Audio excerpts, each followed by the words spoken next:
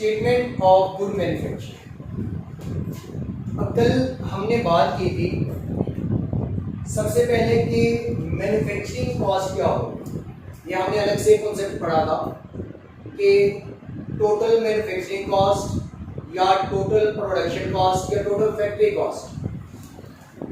और इसमें हमने ये डिस्कस किया था कि मेन 3 कंपोनेंट होंगे जो कि आपकी कॉस्ट मैन्युफैक्चरिंग में इस्तेमाल हो।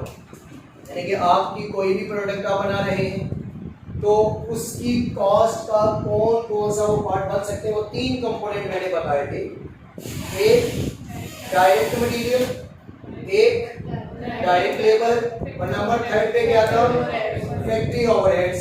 यानी कि अदर देन डायरेक्ट मटेरियल और डायरेक्ट लेबर, यानी कि डायरेक्ट मटेरियल और डायरेक्ट लेबर के अलावा बाकी जितने भी खर्चे उस प्रोडक्ट को बनाने के लिए किए गए जिनको हम डायरेक्टली ट्रेस नहीं कर पाए वो क्या कहलाते हैं, फैक्ट्री ओवरहेड्स।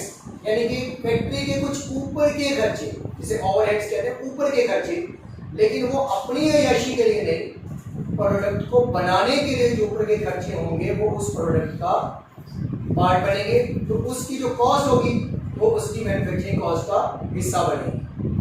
3 कंपोनेंट थे, हमने तीनों कंपोनेंट को लिखा। हमने कहा कि कॉस्ट ऑफ गुड मैन्युफैक्चरिंग, मतलब आपके पास मैन्युफैक्चरिंग कॉस्ट हो जाएगी या फैक्ट्री कॉस्ट या प्रोडक्ट की कॉस्ट। अब तीनों को हम अगेन फिर अलग अलग देखते हैं कि इनके अंदर क्या क्या हो सकता है। नंबर 1 पे आएगा हमारे पास डायरेक्ट कॉस्ट, यानी कि पहला अगर मैं कंपोनेंट बात करूं तो वो है डायरेक्ट कॉस्ट। और उसमें डायरेक्ट कॉस्ट में भी डायरेक्ट मटेरियल की आ जाएगी और डायरेक्ट मटेरियल के आगे ब्रैकेट में लिख लेंगे ये आपके पास मैन्युफैक्चरिंग के केस में किसका होगा,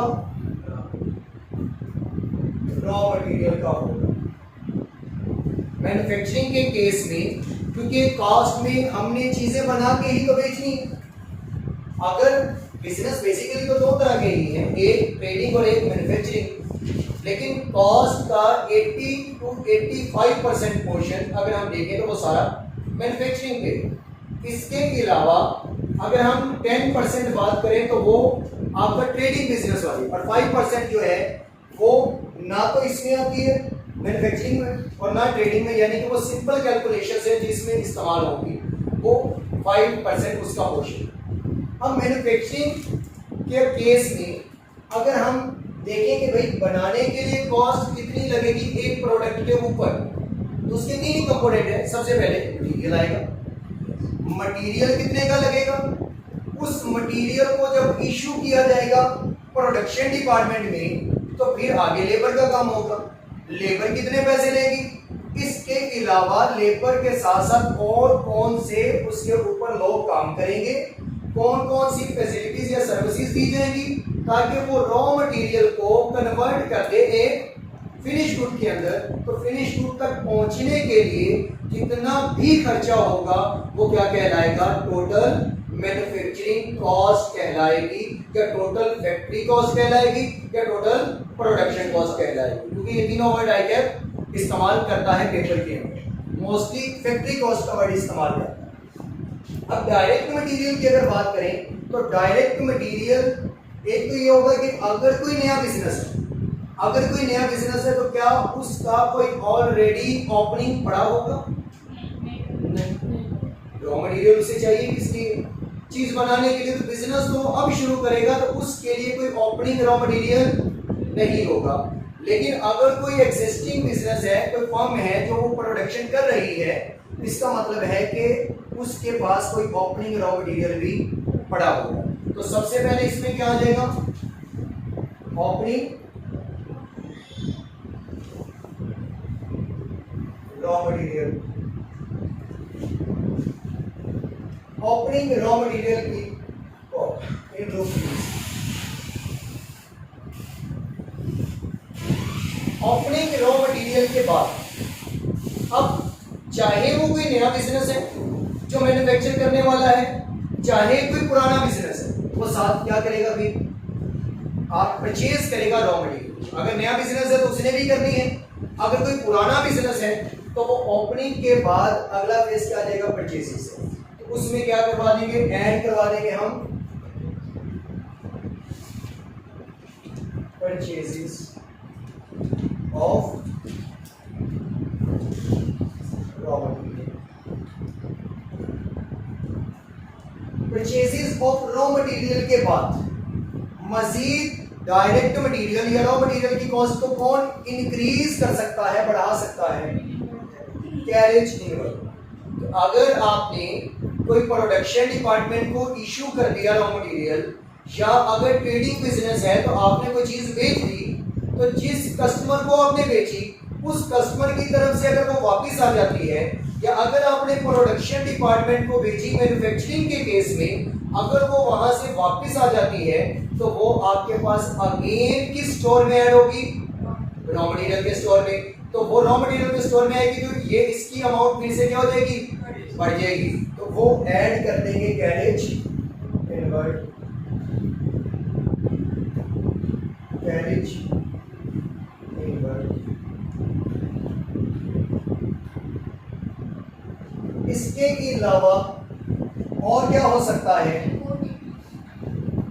इंपोर्ट ड्यूटीज। इसके अलावा जो इधर लिखे हुए उनमें से किसी के साथ लिंक करके कोई एक पॉइंट मजीद बन सकता है। अभी परचेज रिटर्न इसमें से क्या कर देंगे, लेस कर देंगे।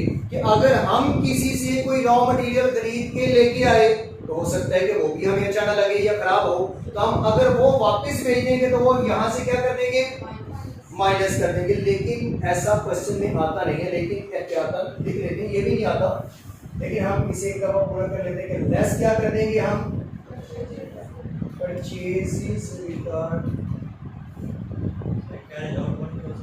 जी, आउटवर्ड क्या होता है, चीज को बेचना, इनवर्ड होता है बेची हुई चीज वापस आना, क्योंकि कैरेज का वर्ड है, चीज आपने आउट कर दी आपके पास वापस आई। आउटवर्ड होता है कि जो आप रख के बैठे हैं पास, उसे बेचना, आपके अकाउंट से निकल जाना। जब आप उसे बेचेंगे तो बेचा हुआ इन आएगा ना, उसे कैरेज इनवर्ड, और जब आप बेच देंगे तो वो आउटवर्ड कहलाएगा। ये अकाउंटिंग में आराम आप लोगों ने पढ़ा होगा। Purchases return of raw material, ये करवा देंगे हम, इसे लेस कर देंगे। इसके बाद और क्या ऐड करवाया जा सकता है, इंपोर्ट ड्यूटीज इसमें ऐड होगी। क्या मैं कॉस्ट ऑफ प्रोडक्ट देगा, जब मैं कॉस्ट ऑफ प्रोडक्ट देख ही नहीं रहा तो क्या इंपोर्ट ड्यूटीज उसमें आएगी। वो तो मैं ये देखूंगा कि ये रॉ मटेरियल मुझे कॉस्ट कितने का किया, फिर तो उसमें ट्रांसपोर्टेशन कॉस्ट भी आएगी। अगर उसे यहाँ पे लाने के लिए मुझे वहां पर उसे लोड या अनलोड करवाना पड़ा तो डाउन तक लाने के लिए जितना भी होगा वो तो उसकी कॉस्ट में जाएगा जब हम कॉस्ट कैलकुलेट करेंगे। अभी तो जस्ट ये देख रहे हैं कि रॉ मटेरियल में जो डायरेक्टली प्लेस होते हैं वो कौन कौन से, एक आपके पास में मटेरियल पड़ा है वो वाला, नया लेके आए वो वाला, नए में से वापस कर दिया माइनस कर दें, कोई बेचा था या इशू किया था वापस आ गया ऐड कर दें, और अगर कोई बचा पड़ा रह गया यानी कि क्लोजिंग जो क्लोजिंग रॉ मटेरियल है तो वो उससे क्या करेंगे, लेस कर देंगे। तो यहाँ से मजीद का लेस होगा क्लोजिंग रॉ मटेरियल, वो यहाँ से लेस कर देंगे। और जो आपके पास अमाउंट आएगी अब वो अमाउंट क्या कहलाएगी, रॉ मटेरियल कंज्यूम। कि बाकी जो आपके पास बच चुका है अब ये सारा क्या हो चुका है, कंज्यूम हो चुका है, क्योंकि या तो पहले आपके पास पड़ा था फिर मजीद लेके आए उसमें से कुछ वापस कर दिया, जो आपने इशू किया था वो वापस आ गया, मतलब इशू किया वो इस्तेमाल तो हो गया, तो जो आपके पास वापस आया है वो ऐड कर दिया। बाकी जो ये वैल्यू आएगी इस वैल्यू में जो आंसर होगा वो आपका किसका होगा कि यहाँ पे जो आपने मटेरियल कंज्यूम किया है ये उसका आंसर है, ये उसकी अमाउंट होगी कि रॉ मटेरियल कंज्यूम, या इसे आप डायरेक्ट मटेरियल भी कह सकते हैं, कॉस्ट ऑफ डायरेक्ट मटेरियल, यानी कि ये आपकी डायरेक्ट मटेरियल की कॉस्ट है, या ये वो रॉ मटेरियल जो आप कंज्यूम कर चुके हैं ये उसकी कॉस्ट। यहाँ पर ये जो वैल्यू आएगी वो क्या कहलाएगी, रॉ मटेरियल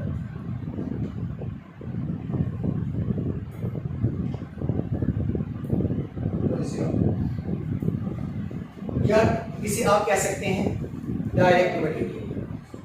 अब रॉ मटेरियल कंज्यूम हमारे पास यानी कि अभी एक कंपोनेंट निकला है, इसके बाद दूसरा कंपोनेंट क्या होगा, डायरेक्ट लेबर का। एक डायरेक्ट मटेरियल, एक डायरेक्ट लेबर और एक FOH। अब दूसरा है आपके पास डायरेक्ट, और डायरेक्ट लेबर आपको डायरेक्टली पता ही होती है कि एक प्रोडक्ट को बनाने के लिए कितने रुपीस लगेंगे, या एक यूनिट का हम लेबर को इतना पे करते हैं, या और के हिसाब से हम लेबर को इतना पे करते हैं, या वीकली या मंथली आपको बताया जाएगा। और साथ में उसके नंबर ऑफ यूनिट भी बताए जाएंगे कि कितने यूनिट वो बनाएगा, कितनी हम इसको वेजेस पे कर रहे हैं उन वेजेस। तो हम वहां से ट्रेस कर लेंगे कि एक यूनिट की वो कितनी कॉस्ट हमसे लेगा, तो वो क्या कहलाएगी, डायरेक्ट लेबर। तो यहाँ पर आ जाएगी। अब अगर हम इन दोनों को ऐड कर लें, डायरेक्ट लेबर और डायरेक्ट मटेरियल, तो क्या एक कॉस्ट बनेगी मजीद या नहीं, प्राइम कॉस्ट। अगर हम इन दोनों को ऐड करते हैं तो आपके पास एक कॉस्ट बनेगी, वो क्या कहलाएगी, प्राइम कॉस्ट बनेगी। कि ये वो कॉस्ट है जो होना जरूरी है, ये तो लगनी ही लगनी है, इनके बगैर गुजारा नहीं, ना ही कोई प्रोडक्ट बन सकती है, तो ये प्राइम कॉस्ट होगी। अब इसके अलावा दो कंपोनेंट हो गए, तीसरा कंपोनेंट क्या है, फैक्ट्री ओवरहेड्स।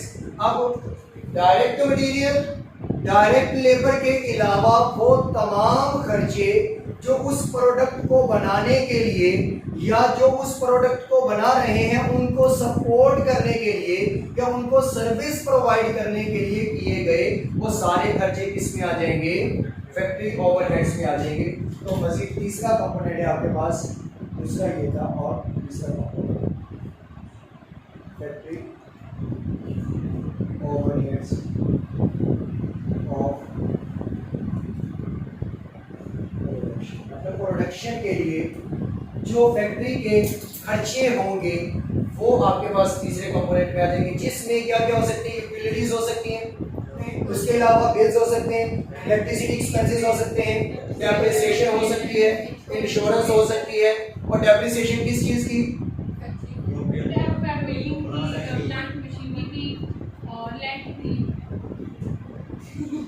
यही सुनना चाह रहा था।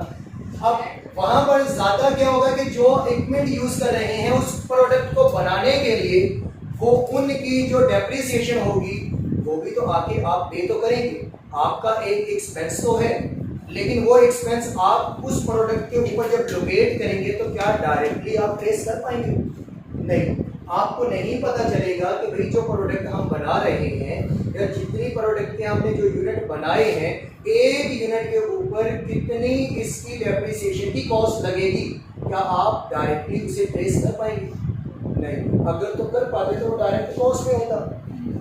इसीलिए तो ये ऊपर के खर्चे हैं कि जिन्हें हम डायरेक्टली ट्रेस नहीं कर पाते, और यही एक चैप्टर है, चैप्टर नंबर 3, FOH को कैलकुलेट करना साल के शुरू में। ये तो हम निकाल पाएंगे at the end of the year, साल के एंड पे टोटल कितने खर्चे हुए कितने यूनिट्स के लिए, तो आप डायरेक्टली कर लेंगे। क्या आपका ऑनर साल तक वेट करेगा या पीरियड एंड होने का वेट करेगा, क्योंकि जब पीरियड एंड होने पे आपके पास उस प्रोडक्ट के सारे खर्चे निकलेंगे, फिर ही तो आप उसकी कोई सेलिंग प्राइस सेट करेंगे। जब सेलिंग प्राइस आप एक साल पूरा वेट करने के बाद सेट करेंगे, क्या ऑनर वो बिजनेस चला पाएगा, वो कहते हैं कि आप बजटिंग करें, फॉरकास्टिंग करें, मुझे बताएं कि ये FOH वाले खर्चे कितने हो जाएंगे इस पूरे साल में। तो हम साल के शुरू पे खड़े होके at the start of the period उसे एक फिगर बताएंगे कि FOH कितना होगा। ये दोनों तो हमें पता ही होते हैं कि अगर हम जो प्रोडक्ट बना रहे हैं, अगर हम कोई सूट सिलाई करवाना चाहते हैं, एक सूट के ऊपर जो है वो 6 मीटर कपड़ा लगेगा, 1 मीटर कितने का 6 मीटर लगेगा, और सिलाई करने वाला 1500 रुपये पर सूट लेगा, ये दोनों चीजें पता चल गई। लेकिन उस सूट के ऊपर बिजली कितनी लगेगी, उसके ऊपर धागा कितना लगेगा, उसके ऊपर सुइयां कितनी दफा टूटेगी, ये चीजें तो साल के शुरू में नहीं पता। ये तो जब साल एंड होगा, पीरियड एंड होगा, ये तब पता चलेगा। लेकिन हम ये at the start of the period एक फिगर दिया करेंगे और फिर उसकी adjustment at the end of the period बैठ के कर लिया करेंगे, जो कभी पेशी के नहीं आया करेंगे। ये इंशाल्लाह हम उस चैप्टर में सीखेंगे। लेकिन वो खर्चे जो डायरेक्टली आप ट्रेस नहीं कर पाते at the start of the period, तो किसके अलावा रॉ मटेरियल यानी कि डायरेक्ट लेबर और डायरेक्ट मटेरियल के अलावा बाकी सारे खर्चे किसमें चले जाएंगे, फैक्ट्री ओवरहेड में। जब आप उनको ऐड करेंगे तो आपके पास कॉस्ट जो आएगी वो कौन सी कॉस्ट होगी, टोटल मैन्युफैक्चरिंग कॉस्ट या टोटल फैक्ट्री कॉस्ट या टोटल प्रोडक्ट कॉस्ट। अब ये तीनों नेम इस्तेमाल कर सकता है। अब इस टोटल मैन्युफैक्चरिंग या टोटल फैक्ट्री कॉस्ट या टोटल प्रोडक्ट कॉस्ट में मुझे बता दें कि जो भी इधर कोई वैल्यू एक निकली होगी वो वैल्यू क्या रिप्रेजेंट करवाएगी। वैसे तो ये पता चल रहा है कि भाई टोटल मैन्युफैक्चरिंग कॉस्ट टोटल खर्चा उस चीज को बनाने का या उस फैक्ट्री के अंदर जितना भी खर्चा हुआ वो या प्रोडक्ट के लिए जितना भी खर्चा किया गया वो, ये एक अमाउंट निकली। ये अमाउंट क्या आपको एड्रेस कर रही होगी जी, मतलब प्रोडक्ट के रिलेटेड इसमें क्या होगा, तीन बातें होंगी इसमें। कौन कौन सी हो सकती है? इस कॉस्ट के अंदर तीन कॉस्ट होंगी। वो तो कंपोनेंट की ना, वो आने के बाद ये बनी है, ये कॉस्ट उसके आने के बाद बनी है। लेकिन ये कोई तीन चीजें आपको बताएंगी, तीन कंप्राइजेज यहाँ पर आएंगे कि भाई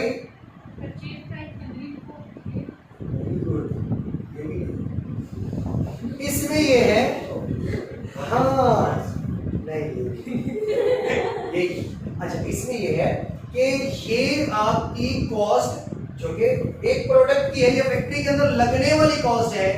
इस कॉस्ट के अंदर तीन कॉस्ट इंक्लूड हैं। इस कॉस्ट के अंदर तीन कॉस्ट इंक्लूड हैं। नंबर 1 पे आपके पास remaining portion of opening work in process, कि जो ये ओपनिंग वर्क इन प्रोसेस वाला था, अभी वैसे कि जो चीज पहले बन रही थी, ये आपके पास कौन सी कॉस्ट कहलाएगी, जो चीज बन चुकी है।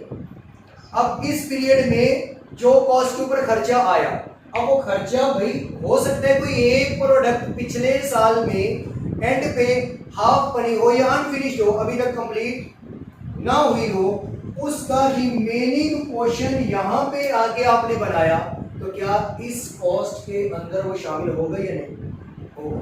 वो कहते हैं कि ये जो आपको रुपीस में एक कॉस्ट नजर आ रही है या ये टोटल मैन्युफैक्चरिंग कॉस्ट का वर्ड नजर आ रहा है, तो इसमें तीन कॉस्ट हुआ करेगी।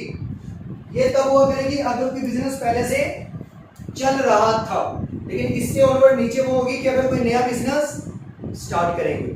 अगर कोई बिजनेस पहले चल रहा था तो उसकी कोई रिमेनिंग वर्क इन प्रोसेस वाली कॉस्ट होगी, जो इस पीरियड में आते ही सबसे पहले क्या होगा, उसके ऊपर मजीद मटेरियल या मजीद लेबर या मजीद एफर्ट लगाने से पहले उस प्रोडक्ट को क्या किया जाएगा, कंप्लीट। फिर उसमें दूसरा किसकी कॉस्ट हो सकती है, 100%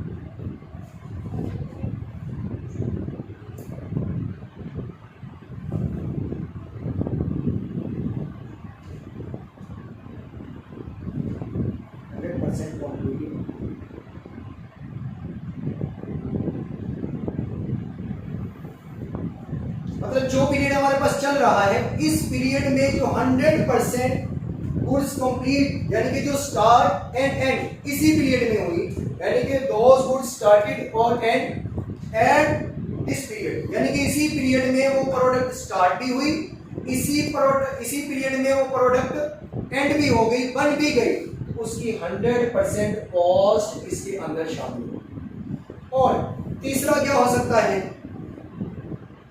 इसके अंदर तीसरा क्या हो सकता है,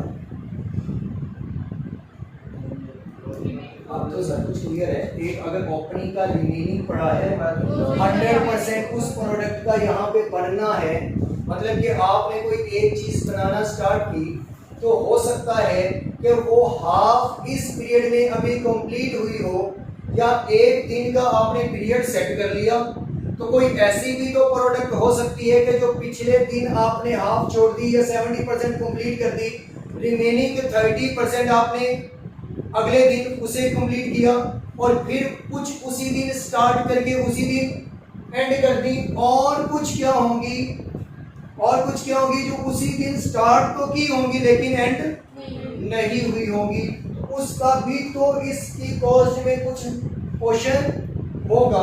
तो हम कह सकते हैं कि परसेंटेज ऑफ कंप्लीटेड लिखा, जितने परसेंट कंप्लीट हो चुकी है, परसेंटेज ऑफ कंप्लीटेड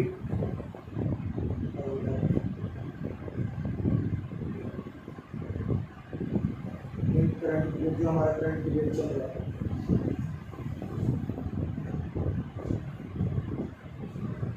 कि जितने परसेंट वो प्रोडक्ट इसमें कंप्लीट हो चुकी, उसकी कॉस्ट भी इसमें शामिल होगा, जो अगली दफा जाके क्या बन जाएगा, ऑपरेट। बेसिकली कि जो क्लोजिंग आपके पास प्रोडक्ट पड़ी होगी उसकी भी तो कोई कॉस्ट होगी, वो भी इसके अंदर क्या होगी, इंक्लूड होगी। तो ये कॉस्ट जो है वो आपको रिफ्लेक्ट कर रहा है तीन कॉस्ट को। एक वो जो इस प्रोडक्ट इस पीरियड में शुरू हुई इसी में बनी, एक वो कॉस्ट रिप्रेजेंट कर रहा है जो शुरू किसी और पीरियड में हुई थी, कंप्लीट इस पीरियड में हुई, और एक ये जो इस पीरियड में शुरू हुई लेकिन कंप्लीट अगले पीरियड में जाके होगा। तो ये तीन तरह की कॉस्ट को रिफ्लेक्ट करेगी ये आपके पास फैक्ट्री की कॉस्ट। इसके बाद हमने पढ़ा था कि अगर इसमें हमने पहुंचना है फिनिश प्रोडक्ट तक, यानी कि आप कॉस्ट ऑफ गुड मैन्युफैक्चर तक, अब यहां से नेम तकरीबन similar, total manufacturing cost, cost of good manufacture, तो कोई डिफरेंस बता सकते हैं कि कॉस्ट ऑफ गुड मैन्युफैक्चर क्या है और टोटल मैन्युफैक्चरिंग क्या है? मैन्युफैक्चरिंग में तो अभी वो भी आएगा जो अगले सीजन में जाके बनेगा जी, यानी कि इसमें मेन डिफरेंस देखा जाए तो टोटल मैन्युफैक्चरिंग कॉस्ट में ये है कि भाई इस पीरियड में प्रोडक्ट के ऊपर लगने वाली कॉस्ट, अब वो ये नहीं बता रहा कि वो कंप्लीट प्रोडक्ट हुई, वो हाफ बनी या नहीं बना, वो मैंने यहाँ बता दिया कि ये कितनी चीजों को शो करवाएगा, रिप्रेजेंट करेगा, तीन चीजों को। क्या यहाँ पे ये जो आपको कॉस्ट नजर आ रही होगी इसकी, क्या ये प्रोडक्ट बेचने के काबिल होगी? नहीं। वो कहता है कि जो प्रोडक्ट अभी तक फिनिश गुड के स्टोर में नहीं गई, इसका मतलब है कि वो अभी कहां पे मौजूद है, टोटल मैन्युफैक्चरिंग कॉस्ट या प्रोडक्ट कॉस्ट तक। अगर कोई चीज बन के प्रॉपर तैयार हो गई है, वो वर्क इन प्रोसेस में नहीं है, वो 100% कंप्लीट हो चुकी है, तो वो आपकी क्या कहलाएगी, कॉस्ट ऑफ गुड मैन्युफैक्चर कहलाएगी। अब कॉस्ट ऑफ गुड मैन्युफैक्चर में यहीं से स्टार्ट करेंगे कि टोटल मैन्युफैक्चरिंग कॉस्ट में अगर हम ऐड करवा दें ऑपरेटिंग वर्क इन प्रोसेस, और ये मैंने ऑपरेटिंग वर्क इन प्रोसेस इसमें ऐड क्यों करवाया, यहां पे अगर आप देखें तो यहां पे तो मैंने लिखा है ना कि remaining portion of opening work in process इसके अंदर ऑलरेडी इंक्लूड है। तो क्या जब आपने इससे पिछले साल की कोई स्टेटमेंट बनाई होगी, तो अगर ये इस पीरियड में आके 30% बनी, तो 70% इसका मतलब है कि ये अपने प्रीवियस पीरियड में कंप्लीट हुई होगी। जब ये प्रीवियस पीरियड में कंप्लीट हुई होगी, तो तब आपने जब उसकी स्टेटमेंट बनाई होगी, तो वहां पे क्लोजिंग वर्क इन प्रोसेस को माइनस किया होगा, वहां पे उसे क्या किया होगा, माइनस किया होगा। जब वो माइनस किया तो अगले पीरियड में साफ जाएगा, वो किसमें आएगा, ओपनिंग में आके वो क्या हो जाएगा, ऐड होगा, तो फिर आपके पास वो उस पीरियड की एक कंप्लीट प्रोडक्ट की कॉस्ट बनेगी। जैसे कि यहां पर अगर मैं कहता हूं कि ये इसके अंदर इंक्लूड है, ये इस पीरियड में बनी 60%, तो मतलब 40% किसी अगले पीरियड में जाके बनेगी। जब ये 60% इस पीरियड में बनी, इसकी कॉस्ट में से मैं क्लोजिंग वर्किंग प्रोसेस को माइनस करूंगा, क्योंकि मैंने कहां तक पहुंचना है, उस प्रोडक्ट तक पहुंचना है जो डायरेक्ट किस में चली जाए, फिनिश गुड के स्टोर में चली जाए, या मार्केट में जाके बेचना शुरू कर दे, या जो बेचने के काबिल हो जाए, यानी कि जो अनफिनिश्ड है उन्हें निकालना है। तो यहां से मैं क्या करूंगा, क्लोजिंग माइनस कर दूंगा, किसे, क्लोजिंग वर्किंग प्रोसेस को। जब यहां का क्लोजिंग होगा, जो यहां का क्लोजिंग है 60%, मैंने यहां से क्या कर दिया, माइनस। तो क्या अगले पीरियड में जब ये ओपनिंग बनेगा तो ऐड होगा या नहीं? जब वो ऐड होगा यही 60 अगले पीरियड में, तो मतलब ओपनिंग तो उसका ऑलरेडी इधर इंक्लूड था, जो 40 इसमें काम होगा, 60 पीछे से आके आगे, तो ये एक कंप्लीट प्रोडक्ट होगी, तो इसकी क्या हो जाएगी, कॉस्ट कंप्लीट होगी। आगे किसी को समझ ना आई हो? आगे अब देखें, दो है मेरे पास प्रोडक्ट है एक। मैं कहता हूं कि इसमें यहां पर ये 70% कंप्लीट हो गई, 30% ये अभी कंप्लीट नहीं। जब ये 70% कंप्लीट हुई तो cost of total manufacturing cost में ये आएगी या नहीं आएगी? आएगी, क्योंकि टोटल मैन्युफैक्चरिंग में ये आएगी। लेकिन क्या ये 70% जब मैं cost of good manufacture calculate कर रहा हूंगा, ये आएगी या नहीं आएगी? नहीं आएगी, क्योंकि कॉस्ट ऑफ गुड मैन्युफैक्चर क्या कहता है कि वो उन प्रोडक्ट की कॉस्ट जो 100% बन चुकी है, जो बेचने के काबिल हो चुकी हैं, जिनको बेच सकते हैं या जिनको फिनिश गुड के स्टोर में ट्रांसफर कर सकते हैं, वो goods cost of good manufacture में आएंगी। क्या ये 70 आएगा? नहीं आएगा। इसे भी हम कहेंगे कि ये क्लोजिंग वर्क इन प्रोसेस है। इसे क्या कर दो, इसे क्या कर दे, इसे निकाल दो। क्यों? क्योंकि ये अभी कंप्लीट नहीं हुई, इसलिए निकाल दें। क्योंकि वो अपने पास सिर्फ उन प्रोडक्ट की कॉस्ट रखेगा जो कंप्लीट है, तो ये 70 की क्या कर दें, निकाल दो। ये क्या कहेगा मुझे, क्यों निकाला। अब जब इसे क्यों निकाला, तो हम इसे बताएंगे कि भाई अगले पीरियड में जब आप पूरे होके आएंगे, एक तो आपका ओपनिंग प्लस जो इस करंट पीरियड में हो चुका वो भी आएगा, तो आपको दोनों को मिला के हम इसके अंदर 100% कंप्लीट में लिख लेंगे। अगर फिर भी आपका कुछ पोर्शन बचा तो फिर क्या कर देंगे, दोबारा क्लोजिंग से माइनस कर देंगे और अगले पीरियड में फिर बनेगा तो क्या कर देंगे, ऐड कर देंगे। ये पिछले पीरियड की हाफ बनी हुई इस पीरियड में ऐड हुई और इस पीरियड की हाफ बनी हुई यहां से माइनस हुई। 100% वाली तो ऑलरेडी इसके अंदर इंक्लूड है। तो इसकी कॉस्ट में से या जो ये निकली है इस वैल्यू में आप क्या करवा देंगे, इसका ये 70% जो पिछली दफा क्यों निकाला था वो क्या कर देंगे, ऐड कर देंगे, क्योंकि बाकी तो रिमेनिंग इधर हो चुका, बाकी तो ये रिमेनिंग इधर हो चुका। उसके बाद 100% बनने वाली जो इसके अंदर ऑलरेडी है, सिर्फ इसका 70 ऐड नहीं था, वो इधर आ गया। इसका कुछ बन चुका है तो वो कहते हैं कि भाई इधर इसे ना देखें क्योंकि ये कंप्लीट नहीं हुई, हमने क्या कर दिया, माइनस कर दिया। अगली दफा जब ये कंप्लीट होगा तो फिर हम क्या कर देंगे, उसमें ऐड कर देंगे। तो यहाँ से जो आंसर आएगा वो आपके पास क्या बनेगा, कॉस्ट ऑफ गुड मैन्युफैक्चरिंग,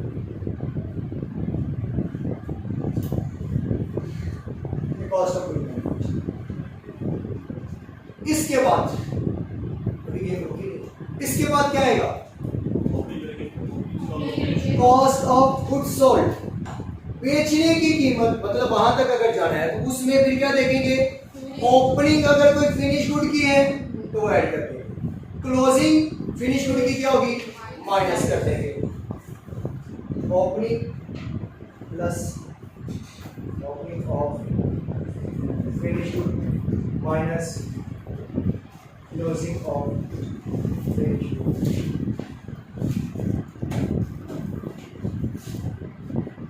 यहाँ पर आपके पास आ जाएगा सॉल्व ऑफ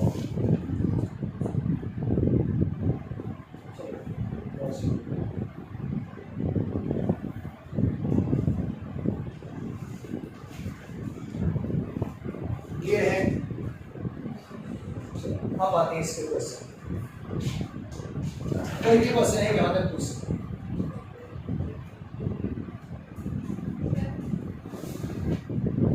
जी ऐसे ऐसे नहीं करना क्वेश्चन। नहीं मैं ये बता रही हूँ remaining question remaining question basically पिछले साल वाला होगा जो इनकम्प्लीट होगा वो वही होगा ना ये वाला, और जो परसेंटेज कंप्लीट प्रोडक्ट है यानी कि जो कंप्लीट होगा वो उसमें होगा, जो नहीं होगा वो हम ले सकते हैं। इसमें ये है कि जो पिछले साल जैसे कि ये यहाँ से किसी ने बुलेट करवा दी, जैसे कि ये इस हमारे करंट पीरियड का 60% ये बन चुका, तो मतलब 40% रिमेनिंग क्वेश्चन अगली दफा बनेगा। जब ये अगली दफा 40 बनेगा उसकी कॉस्ट ऑलरेडी इसके अंदर होगी, 60 की नहीं होगी। जो 60 की नहीं होगी वो कहाँ जाके आएगी, यहाँ जाके आएगी, क्योंकि कॉस्ट ऑफ गुड मैन्युफैक्चर के लिए कर रहा हूँ ना, कंप्लीटेड के लिए। जितनी इस पीरियड में हुई उसके लिए तो करेंगे ही नहीं, उसके लिए तो यहाँ तक वर्किंग एंड है, उसके लिए वर्किंग यहाँ पे एंड है, चाहे वो इस पीरियड में कंप्लीट हुई या नहीं हुई, वो पिछले पीरियड की आई, कुछ इस पीरियड में शुरू हुई, किसी में बनी किसी में एंड होगी, वहां तक तो ये ओके है। ये वर्किंग तब करेंगे जब कॉस्ट ऑफ गुड मैन्युफैक्चर देखेंगे, और कॉस्ट ऑफ गुड मैन्युफैक्चर का मतलब वो है कि जो इस पीरियड के अंदर 100% वो सारी की सारी प्रोडक्ट, इस पीरियड वाली भी, जो पिछले वाली कुछ वर्किंग प्रोसेस थी वो भी इसमें कंप्लीट हुई हो, इस पीरियड में स्टार्ट होके इसी पीरियड में ही कंप्लीट हुई हो, और कुछ ऐसी जो इस पीरियड में स्टार्ट तो हुई एंड नहीं हुई, वो कहता ना करो इसको। क्यों? क्योंकि कॉस्ट ऑफ गुड मैन्युफैक्चर एक सबसेट है किसका, कॉस्ट ऑफ गुड मैन्युफैक्चर का। कहता मेरे पास सिर्फ वही कॉस्ट होनी चाहिए जो चीजें तैयार वाली है, जो 100% है, वो माइनस कर दें जो अभी कुछ परसेंटेज हुई है कुछ नहीं हुई। तो हमने क्या कर दिया कि क्लोजिंग कर दी, वर्किंग प्रोसेस जो यहाँ क्लोज हो रहा था, क्लोजिंग की नेक्स्ट की हमने वो वाला माइनस कर दिया। अब ओपनिंग इसमें किसकी सिर्फ लिखी है कि अगर 30% इस पीरियड में तो 70% इसका मतलब है पिछले पीरियड का क्लोजिंग का, जो इसका क्या आगे बना क्लियर है। दोबारा भी पीछे और साथ में वो वाला भी होगा जो कंप्लीट इस पीरियड में जी, जो इसी पीरियड में, ऐसे नहीं कहना कंप्लीट हुई, जो इस पीरियड में स्टार्ट और इसी पीरियड में कंप्लीट हुई, क्योंकि अलग ये जो स्टार्ट किसी और में भी कंप्लीट इसमें, ये स्टार्ट और कंप्लीट दोनों इसी पीरियड में हुई, और ये स्टार्ट इस पीरियड में कंप्लीट कहीं आगे जाके होगी, जहां जाके कंप्लीट होगी सारी की सारी कॉस्ट वहीं जाके ट्रांसफर होगी, कॉस्ट ऑफ गुड जी सब वैसे कहां से ये फैक्ट्री कॉस्ट है जी, इसके अंदर रिमेनिंग क्वेश्चन ओपनिंग डब्ल्यूआर की है, क्यों नहीं आना चाहिए, फार्मूले के अंदर कहीं भी नहीं है कि हमने डब्ल्यूआर ऐड किया हो। लेकिन एक कॉमन सेंस, एक मिनट ना, कॉमन सेंस है कि वर्क इन प्रोसेस फॉर्मूला के अंदर कहीं नजर नहीं आ रहा, लेकिन ये लेबर यहाँ क्या करेगी, वो तो इस पीरियड की है ना सर। इस पीरियड में लेबर क्या करेगी कि सिर्फ वो कहेगी कि आज इसी पीरियड का काम करूंगा, पिछला नहीं करूंगा, ऐसा कहेगी लेबर। सर ये तो फिर डबल ऐड हो जाएगा ना, क्योंकि ये कैसे डबल ऐड होगा? फॉर एग्जांपल एक कपड़ा बनाने वाली मिल है, उसके अंदर आपने कॉटन डाल दिया, अब कॉटन डाल के वो धागा बनना शुरू हो गया और अभी सूट कोई कंप्लीट नहीं हुआ, तो जैसे ही वो उनका वर्किंग और अगर डाल के दे तो वो कंप्लीट हो गया। अगर मंथ पीरियड उनका मंथ का था, मंथ एंड हो गया, अब मशीन वहां रोक दी गई, अगले दिन आकर दोबारा स्टार्ट करेंगे। 8 घंटे अगर मशीन चलती तो 8 घंटे में वो रुक गई, कहेगा चलो जितना आज का कपड़ा बना वो निकाल। अब कुछ सूट ऐसे होंगे जो अभी तक इनकम्प्लीट होंगे, अभी कंप्लीट नहीं हुए होंगे, या अगले दिन लेबर आते ही ये कहेगी कि वर्क इन प्रोसेस वाला काम नहीं करेंगे, नए सिरे से शुरू करेंगे। करेंगे सर। करेंगे ना। जब वो करेंगे तो मतलब वो प्रोडक्ट उसके ऊपर जब वो काम करेंगे तो उसके ऊपर कोई कॉस्ट आएगी या नहीं आएगी? तो आएगी, तो उसका पोर्शन इसमें होगा या नहीं होगा? तो वो फिर कौन सा पोर्शन होगा? रिमेनिंग जो उन्होंने इसी पीरियड में बनाई। सिर्फ ये रेफरेंस देने के लिए कि कौन सा जो काम अभी तक हाफ हुआ था हाफ नहीं हुआ। ये टोटल मैन्युफैक्चरिंग कॉस्ट ये है कि जो इस पीरियड में टोटल कॉस्ट इनकर हुई, चाहे वो प्रोडक्ट इस पीरियड की थी या नहीं, चाहे वो इस पीरियड में कंप्लीट हुई या नहीं, ये उसका मैटर वो है, मसला नहीं है। वो ये कहते हैं कि जो इस पीरियड में टोटल कॉस्ट लगी हुई है वो इस पीरियड में शुरू हुई, वो ये नहीं देखा, वो इस पीरियड में कंप्लीट हुई, वो ये नहीं देखा। वो कह रहे हैं भाई इस पीरियड तक जितनी लगी है वो सारी के अंदर तीन ही चीजें हो सकती हैं। या तो पिछली कोई स्टार्ट हुई होगी जो इस पीरियड में कंप्लीट हो गई, अगर कंप्लीट हो गई है टाइम बचा होगा तो इसी पीरियड में स्टार्ट करके कोई नई बना ली होगी, और अगर फिर भी टाइम बचा होगा तो कोई नई स्टार्ट की होगी जो इस पीरियड में कंप्लीट नहीं होगी, वो अगली दफा जाकर कंप्लीट हो जाएगी। लेकिन कॉस्ट ऑफ गुड मैन्युफैक्चर का डिफरेंस क्या है? उसके अंदर सिर्फ वही गुड्स आएंगी जो क्या होंगी, कंप्लीट होंगी।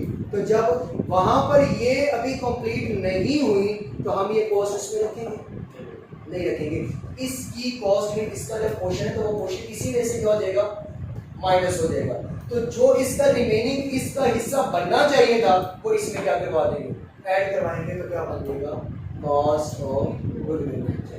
ये जो आपका क्वेश्चन है चैप्टर नंबर 8 में जब क्लियर होगा, वर्क इन प्रोसेस जब हम पढ़ेंगे, वो एक पूरा चैप्टर है प्रोसेसिंग, प्रोसेस कॉस्टिंग के नेम से, joint and by product process costing. तो वो हम चैप्टर नंबर 8 और 9 में जाके ये दोनों चैप्टर डिस्कस करेंगे। लेकिन अभी भी कोई कंफ्यूजन है, मजीद वहां तफसील भी होगा, लेकिन मेरा ख्याल है कि रही नहीं अब। लेकिन अगर फिर भी है तो पूछ सकते जी, पूछिए आपको क्वेश्चन है पता नहीं।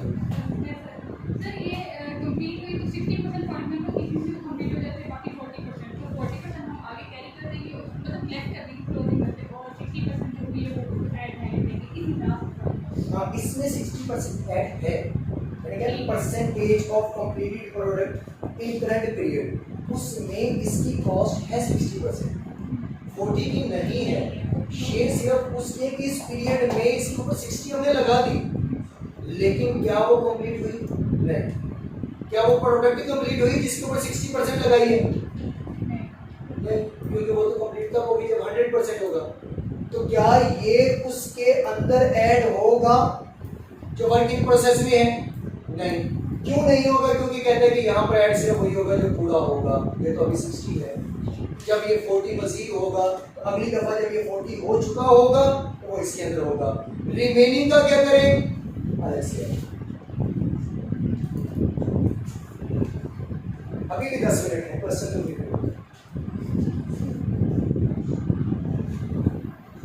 वैसे मैंने होमवर्क दिया था इसका क्वेश्चन। ये तो थी स्टेटमेंट ऑफ गुड मैन्युफैक्चर।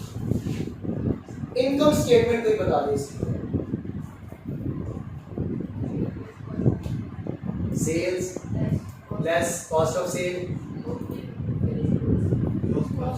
ये तो आप फॉर्मेट बनाना शुरू कर दिया। कॉस्ट ऑफ सेल्स की वर्किंग में आ जाएगा ये। तो जब कॉस्ट ऑफ सेल निकालेंगे तो उसकी वर्किंग में आ जाएगा opening finish good plus purchases करेंगे अगर ट्रेडिंग का बिजनेस है, अगर मैन्युफैक्चरिंग का तो plus cost of good manufacture जो भी यहाँ से निकल के जाया करेगी वहाँ पे। उसके बाद क्या होगा, माइनस क्लोजिंग फिनिश गुड, फिर किसके बराबर आ जाएगा जी, प्रॉफिट के, डायरेक्टली प्रॉफिट पे जाएगा। नहीं, हम मजीद अदर इनकम ऐड करते हैं। ऐसे ही है, अदर इनकम भी डायरेक्ट कर लें तो मसला तो नहीं है, तो नहीं निकाला ग्रॉस प्रॉफिट। मतलब कि यहाँ तक तो ग्रॉस प्रॉफिट आ गई, ये तो बचपन तक थी। फिर अदर इनकम वो आ गई, एडमिन एंड सेलिंग एक्सपेंसेस वो लेस हो जाएंगे। इसके अलावा कोई आपने एक्सपेंसेस किए जिसमें फाइनेंस एक्सपेंसेस हो सकते हैं, वो भी क्या हो जाएंगे, लेस हो जाएंगे। उसके अलावा एडमिनिस्ट्रेशन की एक्सपेंसेस, एडवर्टाइजमेंट की एक्सपेंसेस, वो सारे, और वो माइनस करने के बाद जो आपके पास नेट में आंसर आएगा वो क्या बचेगा, नेट प्रॉफिट। तो ये भी इसमें पूछा जाता है अक्सर। जब आप बनाएंगे मार्जिनल एंड ऑब्जर्प्शन से तो वहाँ पर जाके आपसे पूछा जाएगा। मार्जिनल ऑब्जर्प्शन में जब आप इन्हें बना रहे होंगे, इनकम स्टेटमेंट बनाएंगे तो इनकम स्टेटमेंट दो अप्रोचेस से बनाएंगे, एक मार्जिनल से और एक ऑब्जर्प्शन से। क्योंकि अकाउंटिंग में आप ऑब्जर्प्शन से ही बनाते हैं, लेकिन यहाँ पर हम मार्जिनल से भी सीखेंगे। मेरे ख्याल में खत्म कर दें यहाँ भी। वैसे आप सवाल करने पढ़ लेते हैं, उसमें मैं बता देता हूँ ये चीज़ें, बाकी मेरा ख्याल कर तो खुद भी लेंगे। कैलकुलेटर पास रखें।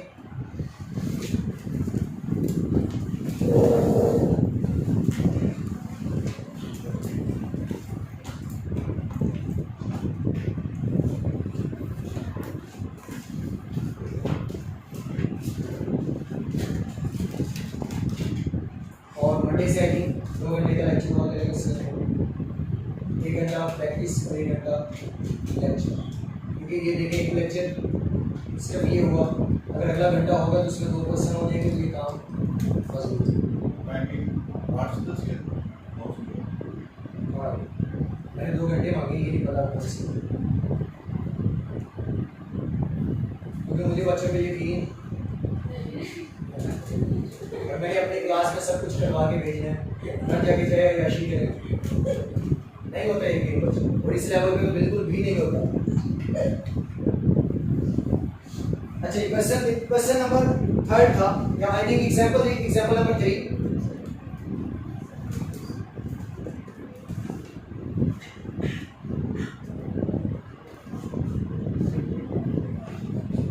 Example number 3, following information relates to the factory of Heidel and Company Limited for the month of March 2024। अब वो कहते हैं जी इन्वेंट्रीज ऑन सितंबर 1st।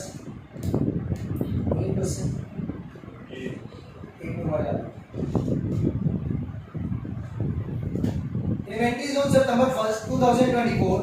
अब उसमें रॉ मटेरियल बता दिए, ये रॉ मटेरियल किसका होगा, इन्वेंट्री का।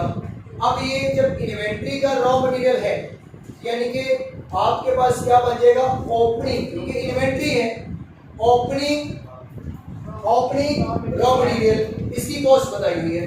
फिर वर्क इन प्रोसेस, अब वो कहते हैं जी कि ये कुछ वो कॉस्ट है जो पिछले पीरियड में क्लोजिंग थी, किस पीरियड में आगे क्या बढ़ गई, ओपनिंग। इसका रिमेनिंग पोर्शन जो यहाँ जाके ऐड होगा, ओपनिंग वर्क इन प्रोसेस, ये यहाँ पे जाके ऐड हो जाएगा। फिर हो गई finish goods, opening finish good जो यहाँ पर आ जाएगी जब आप कॉस्ट ऑफ गुड मैन्युफैक्चर निकालें तो यहाँ पे आ जाएगी। इसके बाद है जी रॉ मटेरियल परचेजेस, यानी कि जो मटेरियल आपने खरीदा तो परचेजेस ऑफ रॉ मटेरियल, यहाँ पर भी ये फिगर आ जाएगी। रिपेयर एंड मेंटेनेंस, ये फैक्ट्री ओवरहेड में आएगा। इसके बाद है जी गैस लाइट एंड पावर, ये भी फैक्ट्री ओवरहेड में आएगा। इनडायरेक्ट मटेरियल, यानी कि डायरेक्ट मटेरियल और डायरेक्ट लेबर के अलावा बाकी जितने भी खर्चे हैं जो उस प्रोडक्ट को बनाने के लिए किए जा रहे हैं तो वो क्या कहलाएंगे, फैक्ट्री ओवरहेड। तो यहाँ पर इनडायरेक्ट मटेरियल कंज्यूम्ड है तो ये भी क्या होगा, फैक्ट्री ओवरहेड होगा। फिर है इनडायरेक्ट लेबर, उसके बाद डायरेक्ट लेबर, उसके बाद है जी factory supervisor salary, indirect labour यानी कि एफएच में आ जाएगा। इसके बाद है जी इन्वेंट्रीज ऑन 31 सितंबर। अब इसमें एक गलती तलाश करें,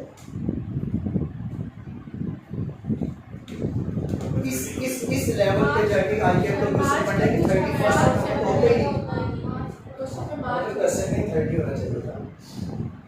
30 सितंबर इसमें रॉ मटेरियल इन्वेंट्री का मतलब जो आपके पास क्लोजिंग है। अब रॉ मटेरियल कितना क्लोजिंग, रॉ मटेरियल वो बता दिया। वर्क इन प्रोसेस का क्लोजिंग, जो इस पीरियड में कुछ बना होगा कुछ नहीं बना होगा, तो ये तब आप लेस करवाएंगे जब आपने क्या कैलकुलेट करना होगा, कॉस्ट ऑफ गुड मैन्युफैक्चरिंग। और उसके बाद आता है जी फिनिश गुड, ये तब आएगा जब आपने total cost of good sold या आपने कॉस्ट ऑफ गुड सोल्ड निकालनी होगी तब। ये पूरे कैटेगरी रिक्वायरमेंट है 3। नंबर 1 पे कॉस्ट ऑफ मटेरियल कंज्यूम, अब कॉस्ट ऑफ मटेरियल कंज्यूम्ड में आपके पास सिर्फ क्या आएगा, एक ओपनिंग रॉ मटेरियल आएगा, एक रॉ मटेरियल आएगा, फिर आपके पास रॉ मटेरियल परचेसेस आ जाएगी, repair, gas light, indirect material, indirect labour, direct labour, supervisor salary और रॉ मटेरियल का क्लोजिंग, ये चीजें आएंगी। जस्ट अगर जस्ट आपने ए रिक्वायरमेंट देखनी तो उसमें जो मटेरियल कंज्यूम है उसमें opening plus purchases minus closing, कोई कैरी फॉरवर्ड नहीं है, कोई रिटर्न नहीं है, तो सिर्फ यहां तक करेंगे, एक ओपनिंग, एक परचेसिंग और एक क्लोजिंग। आपके पास क्या आ जाएगा, मटेरियल कंज्यूम्ड आ जाएगा। फिर फैक्ट्री तक आना है तो फिर डायरेक्ट लेबर, जो आंसर निकला है मटेरियल कंज्यूम का वो दोनों को ऐड कर लेंगे, और उसके बाद जितने भी दूसरे खर्चे हैं अदर देन